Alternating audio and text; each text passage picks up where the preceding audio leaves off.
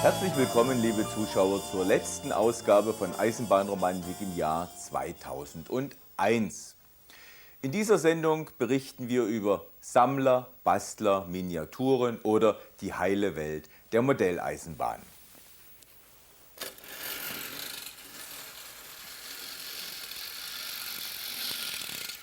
Als erstes springen wir nach Sinsheim. Dort findet seit einigen Jahren immer im Januar das Hallen-Echt-Dampftreffen statt. Und da zischt es, dampft es und faucht es, dass es nicht nur für Dampffreunde eine Freude ist.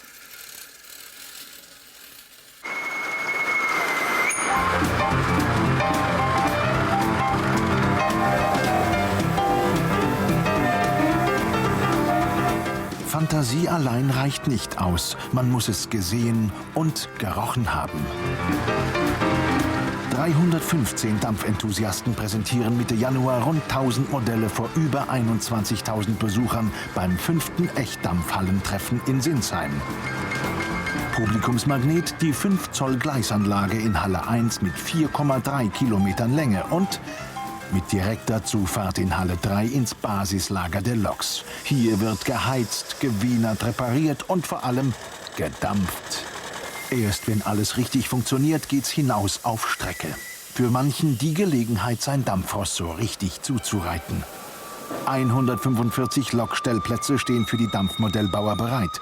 Aus ganz Europa sind sie gekommen, nicht wenige mit 2 Loks. Gebräuchlicher Maßstab 1:10. Auch das Heizmaterial ist kleiner als in echt und viel geruchsfreundlicher. Die Anthrazitkohle wird wie jedes Jahr von der Messeleitung ausgegeben. Nachfassen ist erlaubt. 46 Jahre lang hat Karl Decker im DB-Ausbesserungswerk Kaiserslautern gearbeitet. Sein Modell entspricht haarklein, naja, fast, einer 1905 entwickelten zweiachsigen Tenderlok mit Special Look. Ja, das ist eine Maschine, eine Lokomotive, wie sie eigentlich gar nicht normal aussieht, eine Lokomotive. Sie hat eine besondere Eigenart. Sie hat ein rundum verglastes Führerhaus. Und weil viel Glas da drin war, hat man im Volksmund gesagt, das ist ein Glaskasten. Jeder Modelleisenbahner kennt diesen Glaskasten, weil er ihn wahrscheinlich auf der Anlage gefahren hat. Die letzten Maschinen dieser Art liefen bis 1962. Und die Maschine mit dieser Nummer hier, mit der Nummer 307, die lief zwischen St. Georgensgmünd und Spalt und hieß deshalb im Volksmund Spalter Buggerl. Und die wurde 1962 ausgemustert. Sie steht heute, das Vorbild steht heute noch in Neuenmarkt-Wiersberg im Dampflokmuseum. Übrigens fuhr auch das Original mit Ein-Mann-Bedienung, wenn's lief, mit 50 km/h. Eine Legende im Kleinformat auf dem Prüfstand. Richtig, die Rocket. Mit der Konstruktion des Originals begründete 1829 George Stephenson seinen Ruf als Eisenbahnpionier. Ob das Modell seinem Vorbild gerecht werden kann, scheint offenbar noch nicht entschieden. Unter fachmännischen Augen eine Maschine der Baureihe 57. In Wirklichkeit war die leistungsstarke Güterzuglok fast 20 Meter lang. Der Besitzer des Modells hat 3 Jahre daran gebaut. Was ihn wohl als Rheinländer dazu bewogen hat, gerade mit dieser Bayerin seine Freizeit zu verbringen? Ich hatte 5 Räder selbst geschenkt bekommen und dazu suchte ich das passende Modell. Dann habe ich einfach im Katalog nachgeguckt, welche Eisenbahn hat 5 Räder. Und so ist das Modell entstanden. Es gibt noch eine zweite Baureihe, die 82er, die hat aber erst eine Tenderlok und die hat einen Schlepptender. Und da gefiel mir die Lok mit dem Schlepptender einfach optisch besser. 1 Jahr alt ist das Stück Marke Eigenbau und aus den Kinderkrankheiten raus. Trotzdem muss es ständig gewartet werden, will man in Sinsheim als stolzer Lokführer seine Runden drehen. Jedes Jahr wird die Messe größer, die Gleise werden länger. Man merkt schon an der Fahrzeit, ehe man einmal rum ist, dauert es halt wesentlich länger. Die Lok muss dann funktionieren, das muss man schieben. Das will man ja gerade nicht.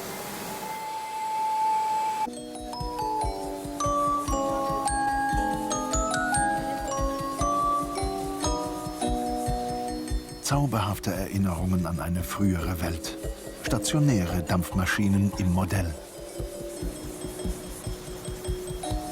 Wie entsteht ein solch zeitaufwendiges Hobby?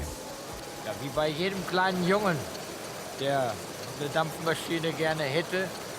Ich wollte eigentlich eine Eisenbahn haben, aber seinerzeit war es keine Eisenbahn, sondern eine Dampfmaschine, die ich als kleiner Junge bekam. Ja, und später dann durch Museumsbesuche bin ich darauf gekommen. Und das mache ich nun inzwischen fast 20 Jahre. Meine Intention ist mehr ältere Modelle, die vor 1860 liegen. 1830, 1800. Zum Beispiel die da drüben ist von 1803, 1808. Diese liegen so auch bei 1803. Das sind also Modelle, die Entwicklung der Dampfmaschine eigentlich erst groß gemacht haben. Das vordere Modell da ist ja eine, die noch bis in die 50er Jahre hier in Deutschland gelaufen ist. Die sind sehr schön, aber mir gefallen die alten besser. Die sächsische 4K zeigt es bereits an. Unser nächster Filmbericht spielt in Sachsen. Genauer gesagt in der Oberlausitz. Dort, in dem kleinen Ort Seif-Hennersdorf, wohnt die Familie Frey. Die Freys beschäftigen sich schon seit vielen, vielen Jahren mit der Modelleisenbahn. Im normalen Leben sind sie Fleischer, aber in Wirklichkeit handelt es sich um Künstler. Wie die Teile heißen, das weißt du noch. Hast du mal geguckt, ob oben die Farbe trocken ist? Nein, habe ich nicht. Sind die, Der Enkel oder so. ich habe nämlich gestern die Buchstaben noch lackiert. Ich habe das überlackiert und musste mal sehen, ob es trocken ist. Seif-Hennersdorf in der Oberlausitz an einem normalen Wochentag im November 1999. Draußen ist es trübe, aber im Hause der Familie Frey blüht der Flachs und scheint die Sonne. Seit exakt 46 Jahren gibt es die Fleischerei hier am Ort im Familienbesitz. Und genauso alt wie die Tradition des Fleischerhandwerks ist hier die Begeisterung für die Eisenbahn, die sich vom Fleisch- und Wurstverkauf nicht trennen lässt. Für die Kunden sind beim Einkauf die Geschichten von Wolfgang Frey ein zusätzlicher Service. Es ist eine Frau da gewesen im Laden bei uns, hat erzählt, die haben eine alte Eisenbahn gehabt, aber das war keine richtig elektrische so. Das war eine, die musste sich so anfeuern, so mit Spüre, das so Ding, ne? Und ich sag, wo haben sie denn die? Und die haben wir weggeschmissen vorige Woche. Ich sag, das ist ganz prima sowas. Haben einen Zettel hier im Laden gehabt, dass wir alte Eisenbahn suchen und oh, wenn das Reste sind oder irgendwas davon, hat sich nie gerührt, ne? Hat es gelesen und kommt vor. Das ist schlecht, ne? War Schicksal. Vor knapp 40 Jahren hat Sohn Wolfgang, sehr zur Freude des Papas, den Eisenbahnvirus mit der Muttermilch eingesogen und schon in ganz jungen Jahren mit dem Bau von Modellbahnen begonnen. Ich hab doch. Gibt schon ein Bild? Ja. Heinz und Wolfgang Frey haben sich alle handwerklichen Fertigkeiten selbst beigebracht und das mit unübersehbarem Erfolg. Die halbe Wand ist mit Urkunden tapeziert, völlig zu Recht, wie wir später noch sehen werden. Die Fleischermeister aus der Oberlausitz gehören zur Crème de la Crème der deutschen Eisenbahnmodellbauer. Ganz nebenbei verfügen sie auch über ein immenses Fachwissen. Ihr Spezialgebiet ist die Königlich Sächsische Staatseisenbahn. Wir sind ja keine Mechaniker, wir sind ja Fleischer. Und da ist das immer schwierig, mit einer Drehbank zu arbeiten. Das haben wir uns alles müssen selber aneignen. Ich habe einen Bekannten, der ist Feinmechaniker und der hat mir verschiedene Tipps gegeben. Und wenn der mal bei uns zu Besuch ist, spricht er, es ist erstaunlich, was ihr als Fleischermeister für, ich will sagen, Wunderwerke hergestellt habt. Opa Heinz ist ein geduldiger Vermittler seines Wissens. Und Enkel Hermann ein begieriger Schüler, wohl wissend, dass sein Opa über außergewöhnliche Fähigkeiten verfügt. Und der Bügel hier, der ist dazu da, wenn das Seil über das Dach gespannt ist, die Heberleinbremse, ja, damit der sich nicht irgendwo verfängt oder dass das irgendwo hängen bleibt. Das sind die Ofenlift. Und das sind die Abzüge, denn die Schmalspurwagen hatten ja Ofenheizung.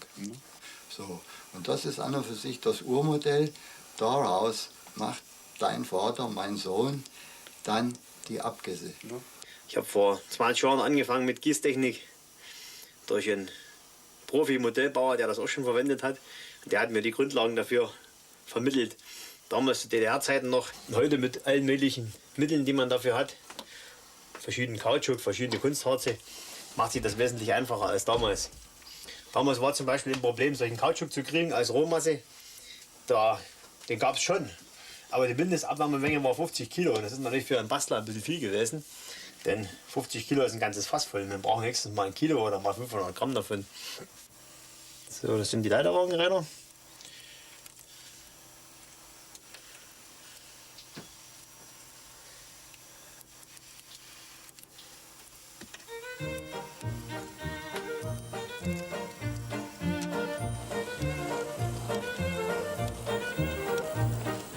So wie die Güterwagen zur Zeit der Jahrhundertwende in der Oberlausitz bestückt waren, so sind die Modelle im Maßstab 1:22,5 heute wieder unterwegs.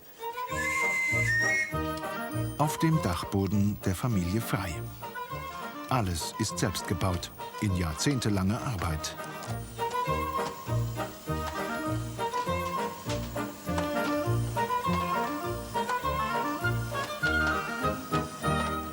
Sächsische Schmalspurromantik pur.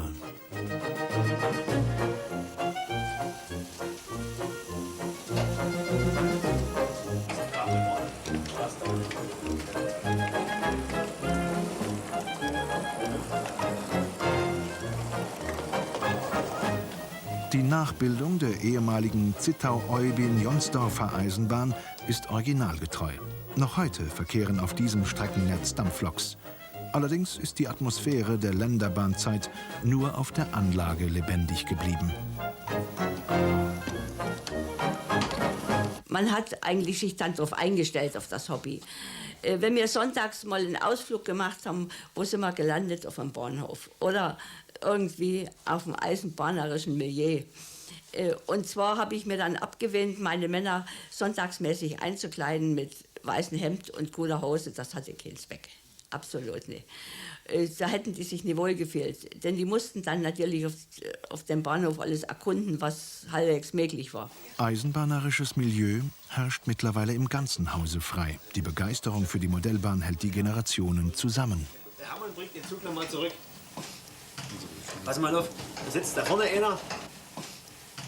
Pass mal auf, mit der blauen Jacke dort, der. Siehst du den sitzen mit der Melone, der? Ja. Links der ist eingeschlafen. Der ist wirklich eingeschlafen. Der ist vom Bier duselig. Der war Pfingstausflug hat er gemacht, war auf dem Alpin, hat Bier getrunken und fährt jetzt wieder zurück mit dem Zug. Und die schöne junge Frau, die da eingesetzt, die sitzt ja gar nicht mehr. Das ist dem egal, der ist eingeduselt. Ja, siehst du das? Genau so ist das. Nun lassen wir den armen Mann mal da fahren. Natürlich lassen auch wir den müden Ausflügler weiter schlafen. Aber gleich bitten wir um Ihre Aufmerksamkeit für ein modellbahntechnisches Kleinod. Ein normalspuriger Gleisanschluss an eine Schmalspurbahn. Made by Frey. In Königsbrück gab es vor der Jahrhundertwende eine Steingutfabrik. Und die hat einen Gleisanschluss an die Schmalspurbahn. Und die haben ihre Produkte, die sie hergestellt hatten, verladen in die Schmalspurbahn, wurde nach Lotsche gefahren und dort wurde es von der Königlich Sächsischen Staatsbahn umgeladen in die Hauptbahn. Ja? Und wenn man bedenkt, die hatten ja 1890 oder noch früher noch keinen elektrischen Strom. Es musste alles mit der Hand gemacht werden. Auch die Umladebrücke, es wurde ja mit der Hand gekurbelt, damit die Laufkatzen hin und her fuhren. Es wurde mit der Hand gekurbelt, den Wagenkasten heben, auf das andere Drehgestell setzen. Es waren ja 4 Mann, die das machen mussten. Das ging ja alles schwer. Es ist immer bloß schade, es gibt ja keine Fotografien davon. Wer hat denn 1890 oder 85 schon Fotos gemacht? Ganz selten. Dann haben wir eine Schnittzeichnung oder eine Maßskizze gehabt und danach haben wir es gebaut. Oh Gott, wie lange? Naja, 6, 8 Wochen. Am längsten hat das gedauert, die Zahnräder auszuarbeiten. Ich habe da Scheiben geschnitten, Messingscheiben, runde, und die habe ich mir fräsen lassen bei einem Mechaniker, die Zähne. Und dann habe ich sie in eine Drehbank gespannt. Dann habe ich erst mal die Räder wieder ausgedreht, denn der Zahnkranz ist ja breiter, als wie die Speichen sind. Dann habe ich das ausgedreht auf die Speichendicke und dann habe ich mit der Laubsäge die Speichen ausgesägt. Und das waren ja Speichen, das waren ja keine vollen Räder. Und dann musste ich ja die Speichen wieder befeilen. Die waren ja nicht eckig, die waren ja oval, die waren ja rund. Das war schon wirklich eine langwierige Arbeit. Dann haben wir hier einen leeren Wagen, einen offenen. Haben wir einen mit Holz beladen. Das ist ja ganz schön schwer. Das ist ganz schön schwer, ja. Die Freude an den kleinen Kunstwerken überträgt sich unmittelbar auf jeden, der hier zu Besuch ist. Auch der Stolz auf die errungenen Preise. Wir sind das erste Mal aufgetreten zum Verkehrshauspreis 1993, 91, das ist ja egal. Und beim ersten Mal hat man als Außenstehender keine Chance, eine Goldmedaille zu erhalten. Also relativ schwierig, weil die Schweizer sind ein eigenes Völkchen und die haben sehr viele eigene Modelle und da hat man es als Fremder echt schwer. Aber im zweiten Anlauf dann hat es geklappt und das war diese Ferli, die wir eingeschickt haben. Die hat natürlich nur ein eigenartiges Aussehen mit ihren 2 Kesseln und 2 Schornsteinen. Dass selbst der Direktor vom Verkehrshaus zur Siegerehrung seine Bemerkung dazu machte mit den Worten so sinngemäß, wir hatten erst das Gefühl, er hat dann seine Karikatur eingesandt. Aber die Lokomotive gibt es wirklich. Ich habe mich extra erkundigt, hat er gesagt, ob das Modell also doch authentisch ist. Also er war der ganzen Sache doch skeptisch gegenüber. Aber letztlich hat sie sich durchgesetzt und hat ihren Preis erhalten.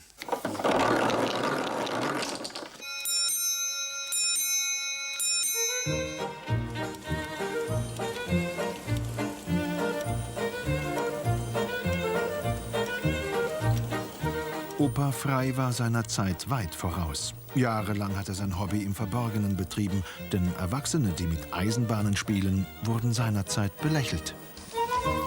Heute lästert und lacht niemand mehr. Im Gegenteil, Bewunderung erfüllt den Raum, wenn die Modelle auf den 2 E-Gleisen ihre Runden drehen.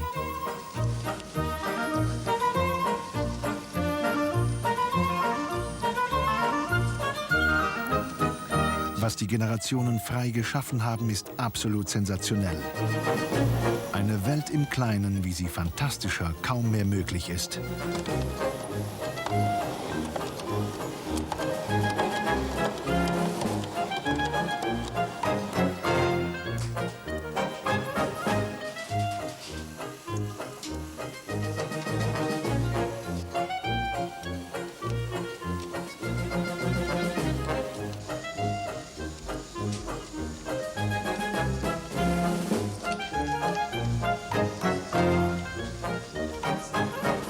Es macht mich an, eine Lok zu bauen. Ja, und wenn ich in ein Museum komme, naja, ich gucke mir das an, aber ich gucke mir auch an, was haben denn die für Schrauben benutzt und wie weit steht denn die Schraube ab von der Mutter und so weiter und so fort. Das gucke ich mir an.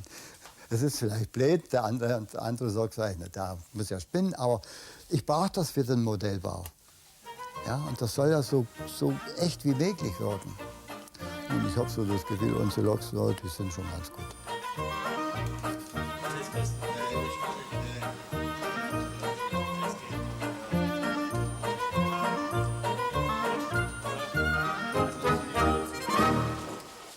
Es ist wirklich unvorstellbar, was da für Miniaturkunstwerke entstanden sind. Wir bleiben bei einem Bastler, gehen allerdings eine Spurweite nach unten. Der nun folgende Film handelt von einer eigenen Modellbahngesellschaft. Sie heißt HWK und der Präsident ist im normalen Leben Zahnarzt. Die Tore für unseren kleinen Ausflug in die Eisenbahnwelt en Miniatur öffnen sich. Es präsentiert sich eine Rangierlok der Spurweite H0E, 9 mm, Maßstab 1:87, also schmalspurige Fahrzeuge. Loks und Triebwagen der unterschiedlichsten Baureihen und Epochen tummeln sich auf dieser privaten Modellbahnanlage. Der Erbauer Werner Knopf aus Oppenheim bezeichnet sie als private Privatbahn, um von jeglichem Vorbild unabhängig zu sein und die individuellen Modellbahnvorlieben ausleben zu können. Unabhängigkeit von einem Vorbild bedeutet jedoch nicht, dass es den Fahrzeugen an Originaltreue fehlt. Ganz im Gegenteil. Die meist selbstgebauten Modelle bestechen durch ihre Wirklichkeitsnähe. Der Besitzer der kleinen Kostbarkeiten schwärmte schon immer für die Eisenbahn. Diese Anlage habe ich angefangen zu bauen, nachdem ich zu Beginn des Studiums zu Hause ausgezogen bin und dann etwa 3 Jahre lang keine Modellanlage hatte. Die alte Anlage konnte nicht weiter betrieben werden, ist dann langsam mehr oder weniger verstaubt und verfallen. Und dann habe ich mich entschlossen, während dem Studium eine Anlage zu bauen, die auch transportabel, klein und zerlegbar sein sollte, damit mir das Schicksal der ersten Anlage, die sehr brutal abgebaut werden musste, erspart geblieben ist. Das Motiv ist fiktiv. Es stellt ja einen Ausschnitt aus einer Landschaft dar, wie ich mir es vorstelle, so zur Blüte der Kleinbahnzeit. Das ist eigentlich so die Zeit der 50er, 60er Jahre. Ich habe da selbst Erinnerungen dran. Hinterm Haus meines Großvaters führte die Schmalspurbahn von Heilbronn nach Großbottwar, nach Großbottwar vorbei, die mit Zuckerrübenwagen und so weiter aufgebockt da vorbeifuhr. Ich erinnere mich also noch dran, wie ich da hinten am Gartentürchen gesessen habe und diese Züge da vorbeigefahren sind. Und heute finden sich diese Erinnerungen in seiner Modellbahnwelt wieder. Die wirkliche Raffinesse der Anlage bemerkt der Betrachter jedoch erst beim genauen Hinsehen. Es bewegen sich nicht nur die Modelle, auch einigen Figuren wurde Leben eingehaucht. Viel Geduld, eine ruhige Hand und etwas Draht sind nötig, um das filigrane Modellbahnzubehör zum Leben zu erwecken. Die Mitarbeiter, wie Werner Knopf seine Modellfiguren nennt, sind die Attraktion bei jeder Ausstellung. Eine wahrhaft handwerkliche Meisterleistung in dieser Nenngröße. Die Idee ist mal durch eine Freundin von mir geboren worden, die gesagt hat eines Tages, also es ist ja ganz schön mit der Anlage, es bewegen sich die Lokomotiven, die Fahrzeuge fahren, aber deine Männchen, die stehen alle stocksteif und angewurzelt da. Und daraufhin sind dann diese kleinen Figuren nacheinander mit großem Abstand entstanden. Der erste war der auf der Drehscheibe, der also mit Handbetrieb diese Drehscheibe dann in die entsprechenden Gleise einstellt. Mit seinem Beruf hat Werner Knopf die besten Voraussetzungen für derart knifflige Aufgaben. Er ist Zahnarzt. Man ist natürlich schon feine Arbeit gewohnt. Wobei ich dazu sagen muss, dass mein Beruf nach der Eisenbahn kam. Also dass vielleicht die handwerkliche Arbeit und das sich bemühen um Details und feine Dinge da im Vordergrund stand und ich vielleicht dann eher überlegt habe, was mache ich denn da beruflich draus? Durch geschulte Hand entstehen dann solch kleine Kunstwerke. Seit fast 20 Jahren baut Werner Knopf an seiner Anlage. Zeitgemäße und innovative Schöpfungen sind sein Markenzeichen, wie dieses ungewöhnliche Gebäude. Das ist eigentlich eine Verlegenheitslösung. Das ist eine Fabrik.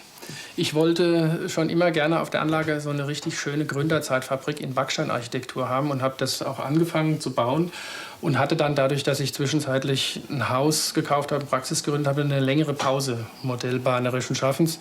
Und dann war ich auf einer Ausstellung eingeladen bei einem befreundeten Verein nach 3 Jahren zum wiederholten Mal. Und die Fabrik war immer noch kein bisschen weiter gediehen. Und das war dann eine Verlegenheitslösung. Es war in dem Jahr, als Christo in Berlin den Reichstag verpackt hat, mir das sehr imponiert und dann habe ich gedacht, das wäre doch die Idee, diese Fabrik einfach zu verpacken und damit die Unfertigkeit zunächst mal zu kaschieren. Allerdings, wenn ich gewusst hätte, wie viel Arbeit das Verpacken gewesen ist, dann hätte ich es auch vielleicht gleich fertig bauen können. Das Herz des Besitzers schlägt für das Ursprungsland der Eisenbahn, England. Die Liebe für diesen Teil Europas ist durch viele Reisen gewachsen. Meine Lieblingslokomotive, das ist diese Verdi-Lokomotive aus Wales. Die ist im völligen Eigenbau entstanden, also da sind keine Bausatzteile dran verwendet. Es sind lediglich die reinen Laufräder, Zahnräder und ein häuflicher Motor eingebaut, aber sonst Chassisgetriebe und auch der ganze Aufbau ist im Eigenbau entstanden. Durch technische Verbesserungen wie das Einbauen eines Faulhabermotors mit Schwungmasse will der Modellbauer dem Original durch vorbildgerechte Geschwindigkeit noch etwas näher kommen. Zusätzlich sollen damit die Fahreigenschaften der Triebfahrzeuge vervollkommnet werden, denn schließlich und endlich, so Werner Knopf, dient alles dem Wohle der Fahrgäste seiner Bahngesellschaft. Fahrtfrei heißt es jetzt für eine Blecheisenbahn, die ursprünglich ein bisschen verachtet wurde, die es auch schon lange nicht mehr gibt, die aber heute Kultstatus hat. Es handelt sich um die Billerbahn.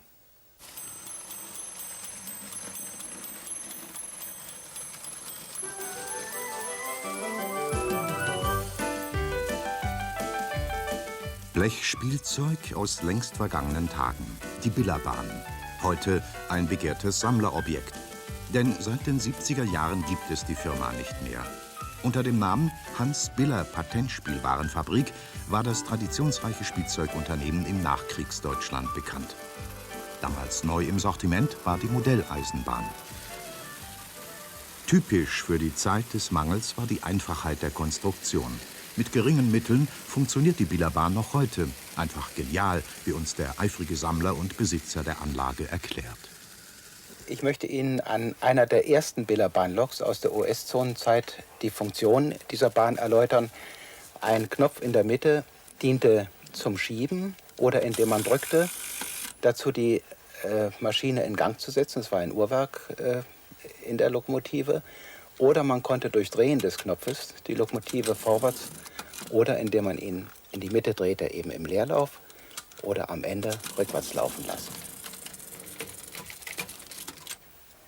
Schon sehr bald hat die Firma Biller ihre Uhrwerkloks durch elektrische Loks ergänzt.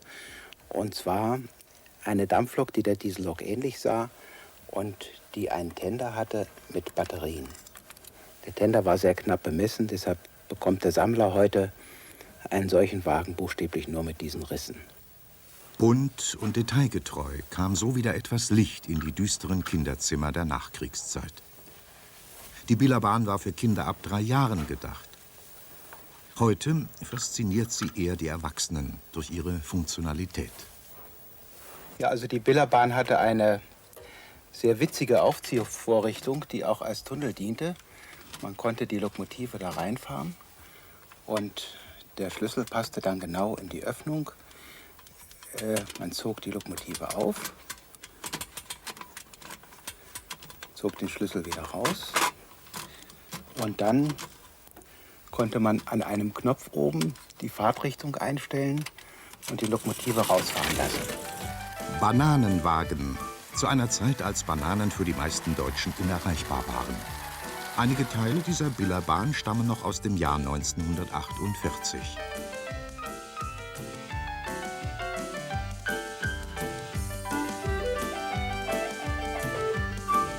Zum typischen Bild in den Trümmerwüsten der deutschen Städte gehörten die Lorenwagen. Vorbildgetreu prägten sie natürlich auch damals die Modellbahnanlage von Biller. Heute gehören sie zu den Klassikern unter Sammlern. Ich habe nach und nach, nachdem die Firma Biller ja 1975 etwa in Konkurs ging, Teile auf dem Markt gesucht und heute, glaube ich, eine sehr, sehr schöne Sammlung mit zum Beispiel den Lorenwagen von Nummer 1 bis 9, den alten Kastenwagen, Kesselwagen und auch den Produkten der letzten Billerbahnzeit, die schon leider nicht mehr nur Blech und Holz, sondern auch Kunststoff aufwiesen. In Sammlerkreisen ist eine Anlage wie diese mehrere tausend Mark wert. Lokomotiven in gutem Zustand werden mit 500 Mark gehandelt. Biller hat sich verschiedene witzige Dinge ausgedacht, so zum Beispiel kleine Böcke, auf die man Schienen stellen kann. Und um nun in die Höhe fahren zu können, hat er Knickschienen entwickelt, mit denen man also den Fuß und den Kopf der Rampe ausbilden konnte. Und was eben auch ein wichtiges Merkmal ist, sie war eine echte Spielbahn. Man konnte sie im Sandkasten benutzen. Man brauchte kein Trafo. Die Loks fuhren mit Uhrwerk oder Batterie. Sie war also überall einzusetzen.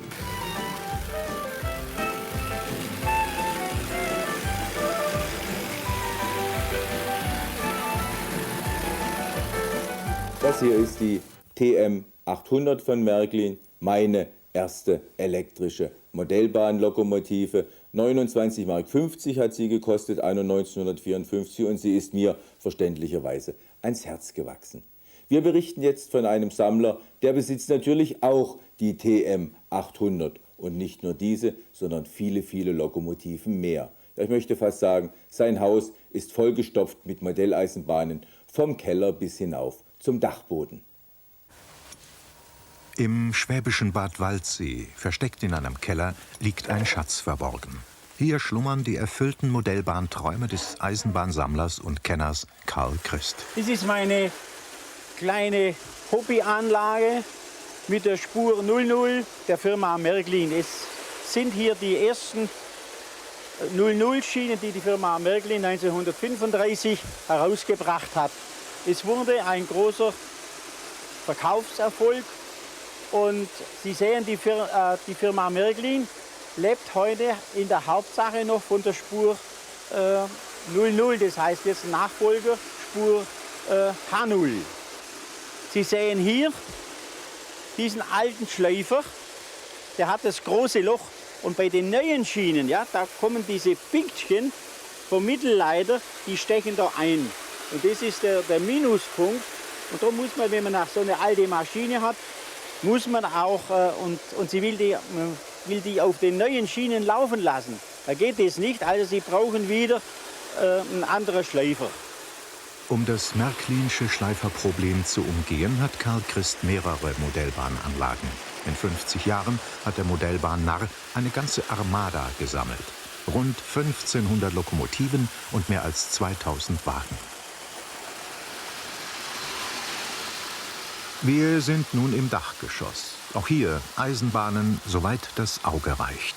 Auf Guss und Blech hat sich der heute 80-Jährige spezialisiert. Man sieht es ihm kaum an. Modelleisenbahn hält eben jung.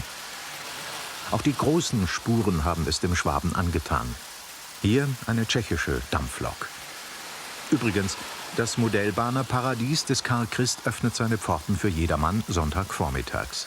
Seit 17 Jahren ist Christ nun Pensionär und kann sich ganz seinem Hobby widmen.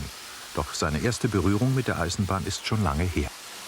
1933 kam kurz vor Weihnachten mein Pateronkel, oder wie die Schwaben sagen, Gitte, und sagt zu meiner Mutter, Paula, zieh dem sei Matrosenanzüge an, der kriegt jetzt die größte Eisenbahn, wo ich finde, in Waldsee.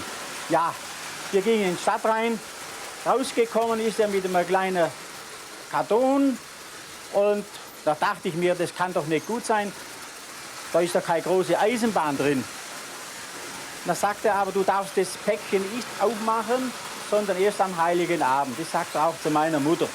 Also, und ich konnte es nicht erwarten und habe meine Mutter so lange drangsaliert, bis sie halt das Päckchen geöffnet hat. Und heraus kam eine kleine Holzlokomotive, so groß, mit 2 kleine Wagen und 1,5 Meter Schnur. Und ich war von 1933, war ich 13 Jahre alt. Noch dachte mein Vateronkel, der Kalle, der wird jetzt die Eisenbahn hinten nachziehen. Gell? Und das war natürlich absolut, mein Eisenbahntraum war dort zerstört. Dieses Erlebnis war für Christ ein Trauma. Und zugleich der Grundstein seiner Sammelleidenschaft. Heute ist der Wert seiner Sammlung kaum schätzbar. Reich aber war er noch nie. Ich habe ja nicht so viel Geld, ich bin an für sich kein reicher Mann, sondern ich habe mir das alles im Mund absparen müssen. Ich kann Ihnen ruhig sagen, ich habe es erst kürzlich meinem Sohn erzählt. 20 Jahre war ich hier im Außendienst. Aber von den 20 Jahren habe ich keine 50 Mal das Mittag gegessen. Das Geld habe ich mir immer eingespart und so habe ich das Spesengeld habe ich wieder für die Eisenbahn verwendet. Und wenn ich das meinem Sohn erzählt habe, der sagt, Vater, du spinnst ja. Das ist eben wahre Leidenschaft. Auf einem Flohmarkt in Friedrichshafen kaufte Christ diese Rarität. Komplett mit Figuren. Das russische Modell ist aus den 30er Jahren. Da darf die Tiger-Trommel natürlich nicht fehlen. Durch Beharrlichkeit, aber auch durch ein Quäntchen Glück hat Christ seine riesige Sammlung zusammengetragen. Eine der Lokomotiven hatte einen besonders berüchtigten Vorbesitzer. Die hat dem Hermann Göring, dem Reichsmarschall, hat die gehört. Da kam eines Tages, bei mir am Sonntagmorgen für die Führung kam da Besuch. Und der war so begeistert von meiner Eisenbahnsache. Und der war halt jedes Wochenende und unter der Woche kam der zu mir, Herr Christ, darf ich noch mal gucken? Und er hat mir so viel Freude bereitet, der Mann. Und dann sagte er, Herr Christ, meinen Urlaub breche ich jetzt ab und ich komme aber wieder. Sind Sie nicht überrascht? Aber ich habe für Sie eine kleine Überraschung. Ich denke, aber der Mann, den sehe ich nie mehr wieder. Ja, und am schönen Tag, vielleicht 4 Wochen später, einen Monat später, taucht er wieder auf und sagt, Herr Christ, darf ich das Ihnen überreichen? Hat er mir den Karton gegeben. In meinem Beisein habe ich die bei seinem Beisein habe ich die geöffnet und rausgekommen ist da diese schöne Lokomotive. Das ist eine E29.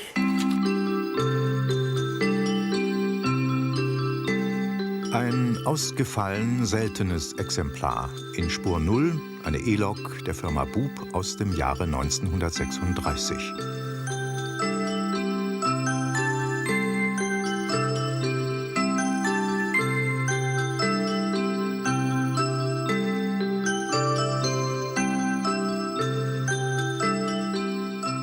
Ebenfalls in Spur 0 diese Märklin-Dampflok. Fast 100 Jahre ist dieses Liebhaberobjekt alt. Für Gleich- und Wechselstrom. Sie gehört zu den ersten elektrischen Lokomotiven der Firma Märklin.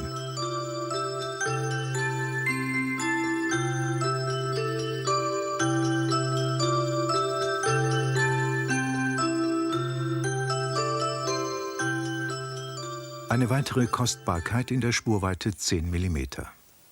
Hier sehen Sie eine Mignon. Diese hat ein Schwarzwälder Uhrmachermeister, hat die damals hergestellt und auch vertrieben. Sie sehen hier diese Lokomotive in Schwarz, in Vollguss, mit ein paar Wagen, mit Schienenmaterial und weichem Material. Und Sie sehen hier das Besondere an dieser Maschine, das ist der Umschalter für vorwärts und rückwärts. Also das sehen Sie nur hier bei dieser sehr seltenen Maschine der Firma Mignon. Hier ist die große Besonderheit und eine wunderschöne Sache. Ein Trafo von der Firma Mignon. Sie sehen hier ein Häuschen, wunderschön, mit dem Kabelanschluss zum Drehen hier. Und da kommt die Stromleitung dazu. Also ein Schmuckstück.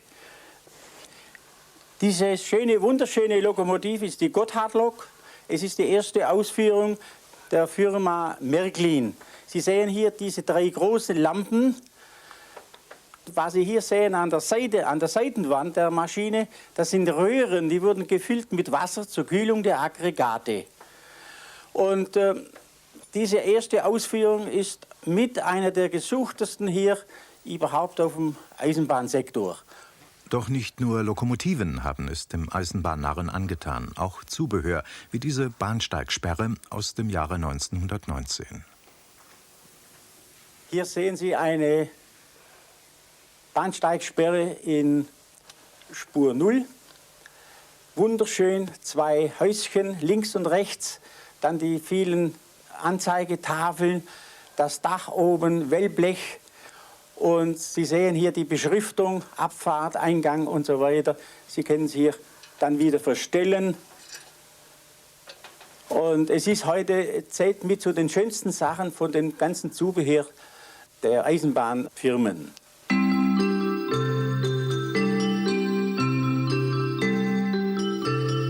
Baujahr 1938. Gut erhaltene Exemplare des TW 800 von Märklin werden mit bis zu 20.000 Mark gehandelt.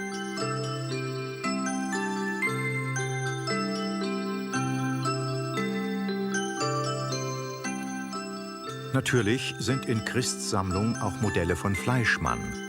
Die Schlepptenderlok Pacific aus dem Jahre 1954. Für Sammler besonders interessant, der Tender ist ohne Beschriftung und damit sehr selten.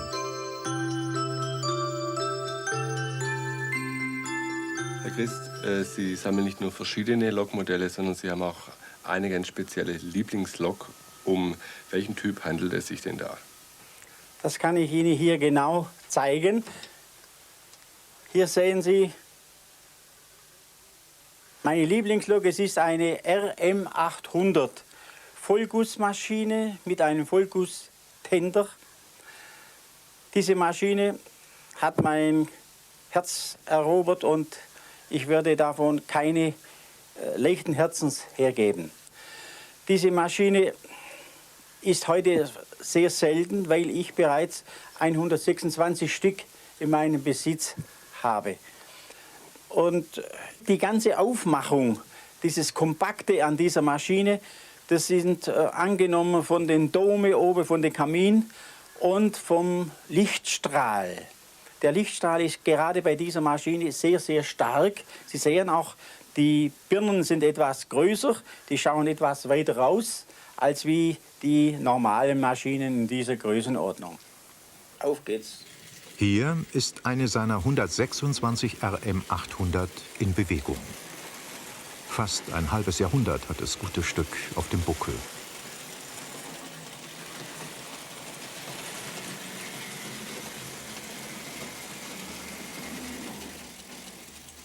Karl Christ verbringt die meiste Zeit aber nicht mit Spielen, sondern hier oben in seiner Werkstatt. Also die Stunden zähle ich nie, aber das kann meine Frau gut. Ja, also ich schaue doch jeden Tag 12, 13, 14 Stunden noch länger. Ja, das ist also, ich bin schon manchmal vor dem Frühstück bin ich hier oben. Und was soll ich sonst tun? Aber das hält mich jung und fit. Platz ist sein größtes Problem. Eine Lagerhalle im Garten wurde nicht genehmigt. So ist selbst das Badezimmer zum Eisenbahnlager umfunktioniert.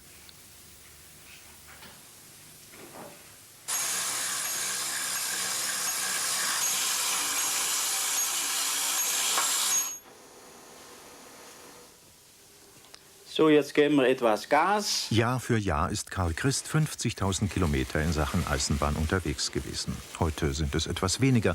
Auf Auktionen und Flohmärkten fand er die schönsten Raritäten. Für den Laien schwer nachvollziehbar liegt der Wert der Maschinen oft im Detail. Das ist eine HR 800. Die wurde 1937, 38 gebaut von der Firma Märklin. Und da gibt es hier zwei Ausführungen, einmal in Blech und sowie in Guss. Die Guss ist natürlich teurer, Preisunterschied von 3.000 Mark zu 20.000 Mark. Da wissen Sie etwa, wenn Sie die kaufen, was auf Sie zukommt. Hier im Bild die günstigere Variante aus Blech. Aber auch neuere Modelle gehören in Christs Sammlung. Die schöne Württembergerin hat er vor etwa 10 Jahren erstanden. Ein seltenes Stück. Jeder Händler bekam damals nur ein Modell. Ein etwas älteres Semester. Die Stromlinienlok SK 800. Die 4 Dome zeigen es. Sie ist das erste Nachkriegsmodell. Die Dimension der Sammlung von Karl Christ ist nicht zu beschreiben. Doch ohne das Verständnis seiner Frau wäre das alles nicht möglich gewesen. Er hat halt Freude an der Eisenbahn, muss man ihn halt machen lassen. Und Sie sehen ja selber, es ist wirklich sehr schön. Und jeder Kurgast, der kommt, sagt, ist das was Wunderschönes.